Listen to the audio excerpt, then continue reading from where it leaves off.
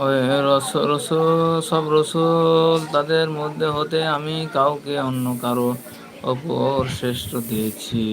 তাদের মধ্যে এমন কেউ রয়েছে যার সাথে আল্লাহ কথা বলেছেন, আবার কাউকে অনেক উচ্চ মর্যাদা উন্নত করেছেন। আর মারিয়াম তনয় ঈসাকে মারিয়ামের পুত্র ঈসাকে আমি স্পষ্ট অলৌকিক প্রমাণাদি প্রদান করেছি এবং পবিত্র আত্মা দ্বারা তাকে শক্তিশালী করেছি। আল্লাহ যদি ইচ্ছা করেন তবে তাদের পরবর্তী পর আমাদের আছে না এরা? আছে না এরা? 11টা ছিল? পারস্পরিক হানাহানিতে লিপ্ত হতে পারত না, কিন্তু তারা মতভেদ লিপ্ত হলো।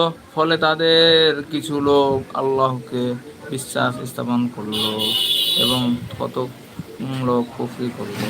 অনন্তর যদি আল্লাহ ইচ্ছা করতেন তবে তারা পারস্পরিক তদন্তে লিপ্ত হতে পারত না, কিন্তু আল্লাহ যাকে ইচ্ছা করেন তাই করে থাকেন।